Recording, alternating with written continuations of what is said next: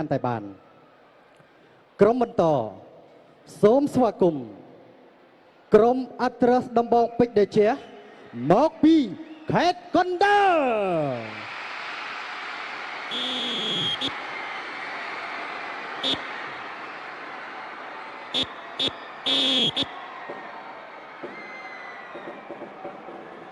កណ្ដាល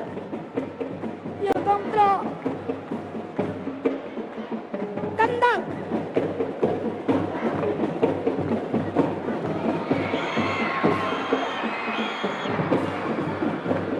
កណ្ដាល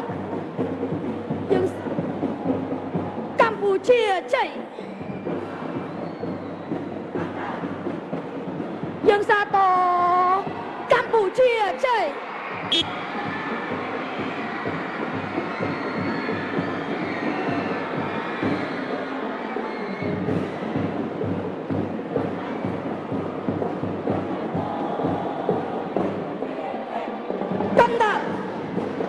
កណ្ដាលយើងសាទរកម្ពុជាជ័យ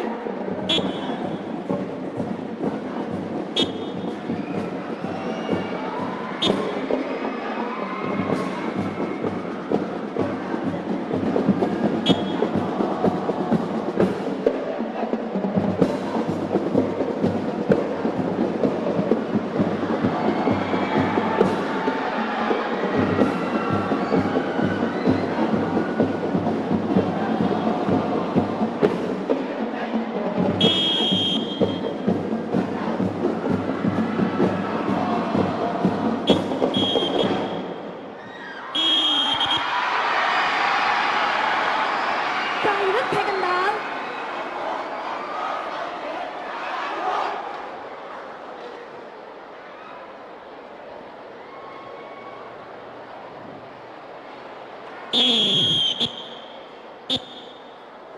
2 3ចូល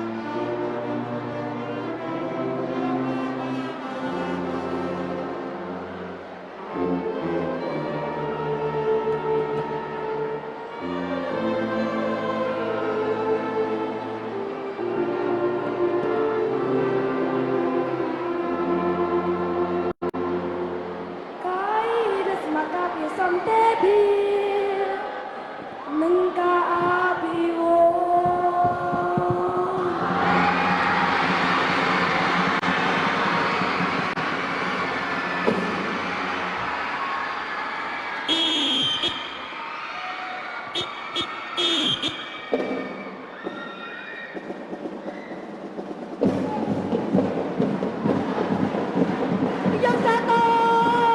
Campuchia chạy. Dân Sato Campuchia chạy.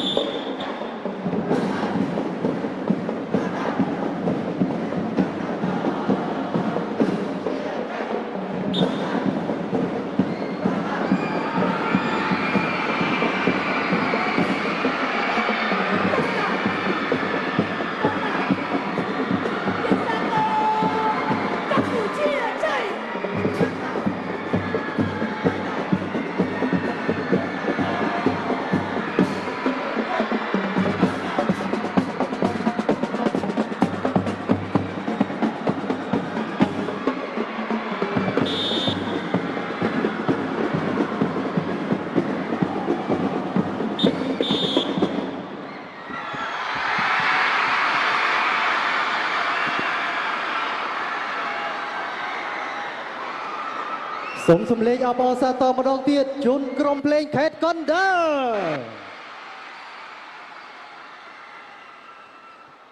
អង្គពិធីទាំងមូលជាទីគោរពទូរទស្សនិកជនជាទី